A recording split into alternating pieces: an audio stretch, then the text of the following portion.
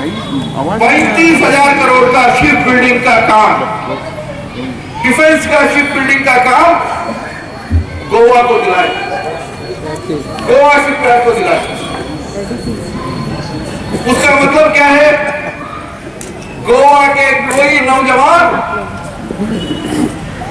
गोवा का कोई युवक या युवती वो आने वाले दिनों में बेरोजगार नहीं रहेंगे।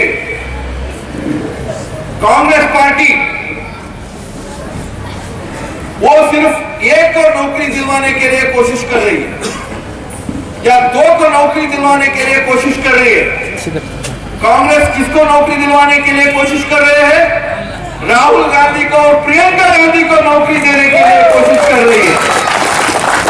लेकिन मनोहर पर्रिकर अपने बच्चों को नौकरी दिलवाने के लिए कोशिश नहीं की। नरेंद्र भाई मोदी अपने परिवार वालों को नौकरी दिलवाने की कोशिश नहीं की। नरेंद्र भाई मोदी, मनोहर पर्रिकर जी ने गोवा के लाखों नौजवानों को नौकरी दिलवाने का एक कॉन्ट्रैक्ट, एक बहुत बड़ा काम 35,000 करोड़ का गोवा के शिपयार्ड को दिया। 120 किलोमीटर का सड़क आज के दिन में 4 लेन से 6 लेन बन रहा है। यानी पूरा गोवा का